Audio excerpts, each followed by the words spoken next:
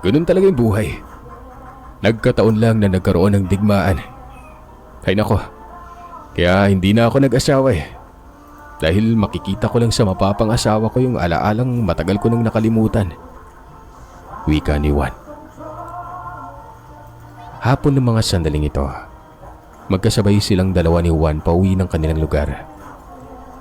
Itong si Adong ay nagtatrabaho din sa lupain, kung saan ito ang pinangangalagaan ni Juan. Kung kaya araw-araw silang nagkikita.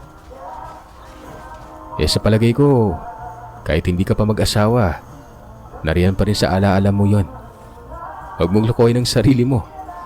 Hanggat buhay ka pa dapat gampanan mo ang bigay na biyaya. Huwag yung tinatalikuran mo lang. Sus, kung magkasalita ka, kala mo may nobya na. Para kang may pamilya. Di ka pa nga natuli Halataan naman. Ang layo mo umihi Parang sundalo na panay sipat. Tama ano? Banat ni Juan. Napatawan na lamang noon si Adong.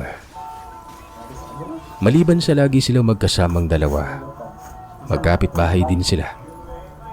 Ayon kay Adong ay nasa kabilang bakod lamang ang bahay ni Juan. Maliit na bahay lamang yon na kung saan si Juan din ang nagtayo. At yung lupang kinatitirikan ng bahay nila, pagmamay-ari ng kanilang amo. Tuwing umaga, nakikita ni Adong si Juan na naroroon sa likod ng bahay nito. May kung anong pinagkakaabalahan. Nagkukudkud ng niyog at ang sapal nito, pinapahid sa katawan. Pero hindi naguhubad ng damit si Juan. Yun bang kinukuskus lang niya yung sapal? Hindi naman tinanong ni Adong kung bakit. Basta pagkatapos noon ay magpapausok daw ng bunot itong si Juan. Saka palang maliligo.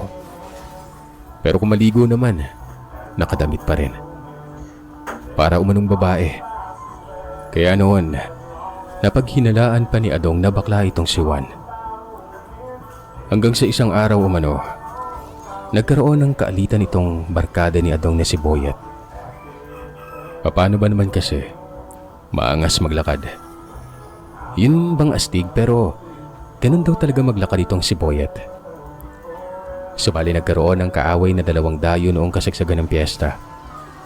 At dahil sa may nangyaring gulo, pinag-initan si Boyet nun. At makalipas lamang ng ilang araw, dinayo siya ng mga nakalaban niya. Binugbog si Boyet. Mabuti na lamang at nakatakbo dahil kung hindi ay nasaksak na ito. Kasalukuyan noong nasa koprahan sina Adong at Juan. Nakita nilang paparating itong si Boyet at isinumbong ang pangyayari. Si Adong naman ay parang bayani umano. Nang marinig ang hinaing ng kaibigan, kagad nitong sinabi na pupuntahan niya. Pero inawat siya ni Juan. Ang sabi ni Juan, wag na lamang daw makialam. Pinagsabihan din si Boyet na iwas-iwasan ang paglalakad ng parang ang angas tingnan.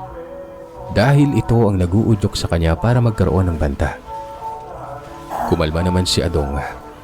Pero sa hindi inaasang pagkakataon, sinundan pala si Boyet na mga bumubugbog sa kanya.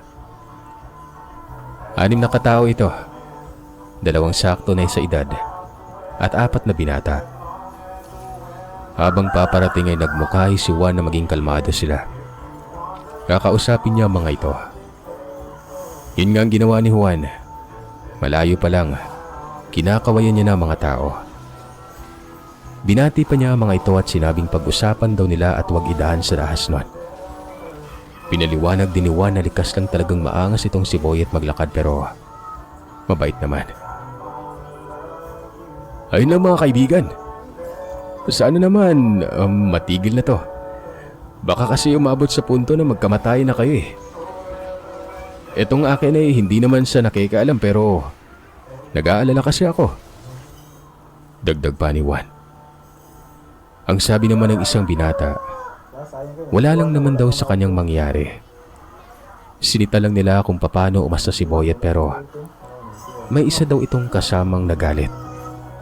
Dahil nga dayo sila, pinutakti sila ng mga kakilala ni Boyet noon. Kaya gumaganti sila at wag daw makikialam si Juan. Dahil kung makikialam ito, idadamay nila. Nakita ni Adong na parang may nakasuksok pa na baril ito sa tagiliran. Sinenyasan niya naman si Juan na umalis na lang sila. Pero hindi tumugon sa kanya si Juan. Yung kalmadong mukha nito ay naging seryoso. Para bang nagalit dahil medyo pumula pa ang pisngi nun. Gaya ng sinabi ko, idaan na lang natin sa pag-uusap. Huwag niyo namang palaki ng gulo. Tay, nakikialam mo? Parang inulit lang din yung nangyari sa aming dalawa ni Rocco eh. Banatan na lang natin to na makagante. Wika ng binata. Ganon na lang ang pagkagulat ni Adong nang sumabat si Juan ng... Pinipilit niyo ba ako? Re-respetuhin ko kung anong sadya niyo pero dadaan muna kayo sa akin. Adong, tumabi ka diyan. Ikaw naman, Boyet. Huwag kang sasali ah. Pwede kayo magsabay-sabay. Yan ay kung gugustuhin nyo. Wala na. Ayon kay Adong, parang daw sasabog ang kanyang dibdib sa tindi ng kabanon. Umatras si Adong pero habang nangyayari yon, sinabihan niya si Juan kung sigurado ba ito sa kanyang gagawin. Pero hindi nagsalita si Juan. Ilang saglit lang ay naghubad na ng damit si Juan. Nanlaki ang mga mata ni Adong. Sa kauna-unahang pagkakataon, nakita niyang naghubad ng damit ang kaibigan. Ang katawan daw ni Juan, punong-puno ng mga burda. Iba't ibang guhit ito at may mga kataga pa. Para bang etniko. Tapos nagunat ng kamay itong si Juan. Yugyug sa katawan sa bayoko at hampas ng kamay sa lupa. Matapos noon ay tinapik-tapik ang balikat, kasabay ng pag-ihip ng hangin sa bawat kilid. Parang baliw umano si Juan, pero nakikita niyang tila napakaseryoso nito. Nagsalita naman ang isa sa mga tao. Ito yung tinawag na tatay ng binata. Ang sabi, mano-mano daw ang gusto. Siya na umano ang papatol at walang makikialam nun. Nagkaroon ng hiyawan. Pero ilang sandali lang, katahimikan ang pumalit. Nagpalagotok ang tao sa kanyang mga daliri habang unti-unting lumalapit kay Juan. Habang nanonood si Adong at Boyet, makikita sa kanila ang tensyon pero parang nananabik. Suntukan lamang kasi makikita nila nun. Mga 2 dipa na lamang ang layo. Huminto yung tao. Tapos ay nakipagtitigan kay Juan. Nga pala, pagkatapos nito wala nang gulo ah. Tandaan niyo yan. Dahil kapag nanggulo pa kayo, pupuntahan ko kayo sa inyo at isusubsub ko ang mga mukha nyo. Uhubaran ko kayo ng mga damit at kakaladkarin ko kayo sa kalsada. Wika ni Juan nun. Napabitaw ng mabigat na salita si Adong. Napapaisip ito sa kung gaano kayabang si Juan magsalita. Para bang pipitsugin lang sa kanya mga tao. Naninibago si Adong kay Juan. Hanggang sa sumagot naman yung lalaki na sobrang tapang daw ni Juan. Pero hanggang salita lang. Bakit hindi mo subukan? Kung gusto mo, tatayo lang ako eh. At pasusuntukin kita. 3 beses kang susuntok. 1 lang igaganti ko. Pero sinisigurado ko sa'yo, ospital yung bagsak mo. Ano? Paghahamon ni Juan nun. Nayawa na. Katapang ba na mga kaibigan mo, Adong? Nakakamangha ah. Ang angas. Nakakapanabi ka. Wika ni Boyet kay Adong. Tumahimik ka dyan, Boyet. Suntukin kita dyan eh. Ikaw yung nagdala ng gulo dito. Kapag may nangyari kay Juan ha, tapos ka sa aking animal ka. Hindi na nakapagsalita pa si Boyet. Lalo na nang ambahan ito ng pagsuntok. Sobrang nabanas kasi itong si Adong, lalo na at nadamay si Juan na ubod ng bait na tao. Tumawa naman ang lalaking kaharap ni Juan. Para bang binamaliit nito si Juan. Ang sabi pa, sigurado ba daw na magpapasuntok si Juan ng 3 beses? Baka kasi sa isang suntok pa lang, si Juan nang maospital. Pero hindi na kumibo pa si Juan, kung kaya naman bumuelo ng pagsuntok ang lalaki nun. Pagkatama umano ng suntok sa dibdib, hindi man lang makitaan na dumaing si Juan. Rinig ni Adong noon ang puwersa ng pagkatama. Sobrang lakas, pero walang-wala lamang kay Juan yon. Hindi man lang ito makitaan na umatras o umusog ng konti. Yung lalaki naman ay sinundan kaagad ng suntok sa mukha si Juan. Sa pagkakataong ito ay napatingala si Juan. Sumimangot pero kaagad din namang kumalma. Sa ikatlong suntok, sa sikmura na. Dito tumawa si Juan. Ang sabi pa nito, wala na bang ibang ilalakas yon? Dahil ang tinamo niya ay para lamang umanong halik ng lamok. Kagad namang lumapit si Adong sa pag-aakalang napinsala ang mukha ni Juan pero hindi. May konting bukol, wala nun. Kung anong itsura, ganun pa rin. Makikita ang pagkamangha ng mga kasama ng tao. Maging ang anak nitong sinabing parang demonyo daw si Juan at hindi tao nun. Tutulong sana ito pero dinuro ng kamay ni Juan. At ang sabi ni Juan nun, kung anong napag-usapan, yun na yun. Huwag kang sasali kung ayaw mong dalawa na kayong pupulutin sa lupa. O sandali, baka gusto mong magpadagdag pa ng suntok ha. Bilang partida, gawin na nating 5. Dagdagan mo ng 2. Nang marinig naman ito ng sumuntok sa kanyang ginoo, kaagad nagpakawala ng 2 suntok ito patungo sa mukha ni Juan. Pero matapos nun, gumante si Juan ng 1 beses. Sa dibdib pinatama ni Juan ang pagsuntok na yon. Bubulagta ang tao at gumulong ito sa lupa habang sumusuka ng dugo. Kitang panlalaki ng mga mata nilang lahat. Yung anak ng Ginoo na tinangkapang sumali, napatras nun. Si Adong naman ay parang nakakita ng sobrang nakakamangha. Nakanganga ang bibig habang dilat na dilat ang mga mata.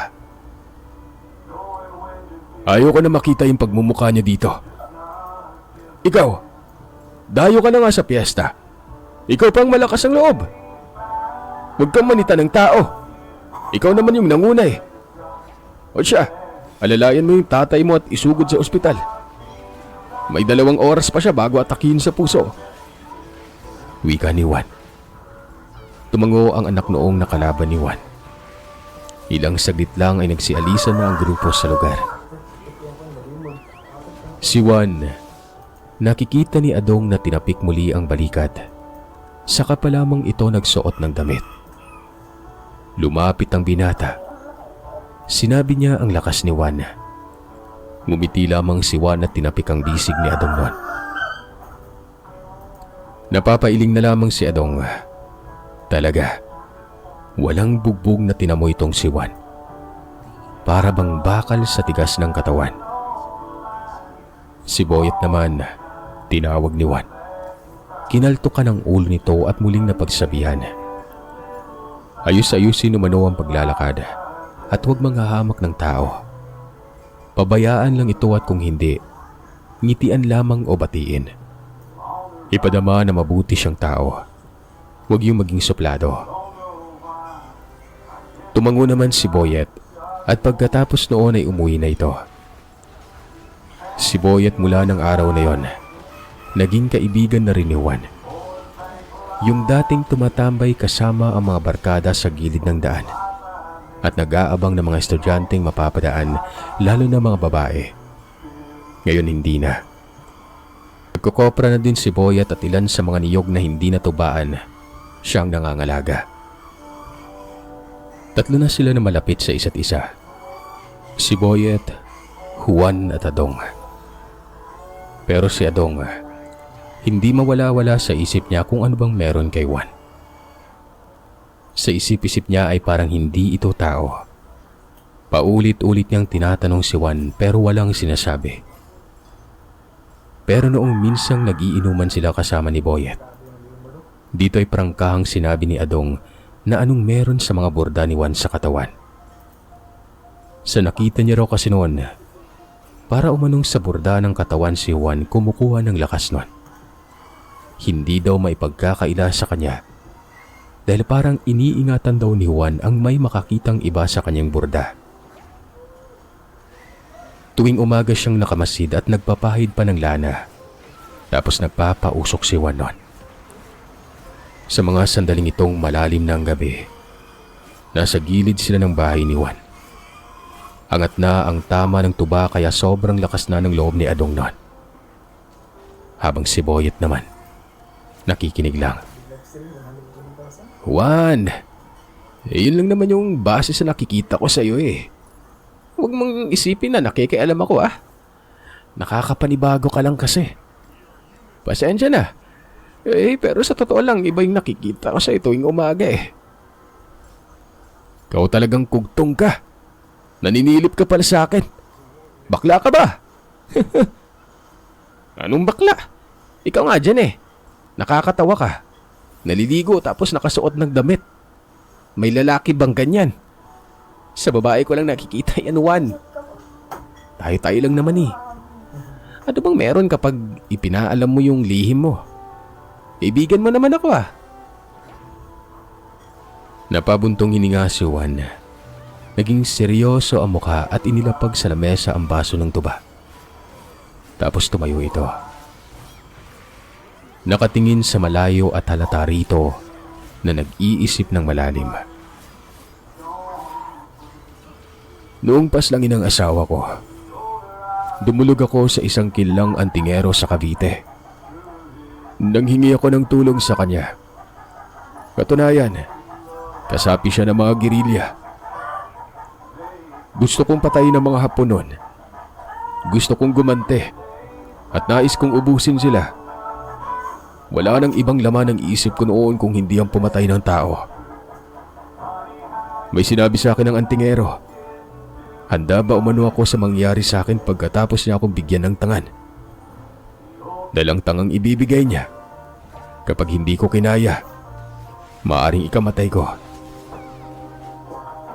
Binurdahan ako sa katawan na kung tawagin, burdang mutya. Wika ni Juan. Dagdag nito, ang tangan daw na inilagay sa kanyang katawan ay banal na tubig mula sa sagradong bundok na tinatawag na pulag. Pinamumugaran ito ng mga banal na kaluluwa, diwatang bantay ng kalikasan at iba't ibang uri ng laman lupa. Hinaluan ng dagta ng makabuhay at iba't ibang sangkap ng organikong tinta na hinaluan ng himag at may karga ding iba't ibang poder, kagaya ng tagaliwas, tagabulag at kabal. Maliban pa diyan, ang mga katagan na kaborda sa kanyang katawan. Buhay na kataga ito mula sa mga taong mangyan na may kulturang malalim na paniniwala sa hiwaga at misteryo. Kaya niya pinapahiran ang kanyang katawan ng gata dahil ito din ay base sa sinabi ng bihasang antingero sa Cavite. Sariwang lana ang pagkain ng kanyang burda at pinapausukan niya ito dahil ginagaya niya ang kaugalian ng mga etniko o mangyan. Pagpag daw ito para mas maging mabisa ang kanyang burda para sa kabutihan. Ang buhay na agimat, posibleng kapitan ng masamang presensya. Kaya pinapausukan niya ito para itaboy ang anumang masamang enerhiya. Maaapektuhan umano kasi ang kanyang pag-iisip noon. Minsan niya nang hindi na pangalagaan ang kanyang tangan. Naging mapusok at mapangahas si Juan. Madaling uminit ang ulo at pumapatay si Juan ng walang awa noon. Ilang tao na ang mga napatay ko. Hindi lang ang mga Hapon kung hindi mga kapwa Pilipino. Mga taong tumaliwas sa batas ng gerilya. Pinagpapatay ko sila. Para saan ang ipinaglalabang kapayapaan kung lalamunin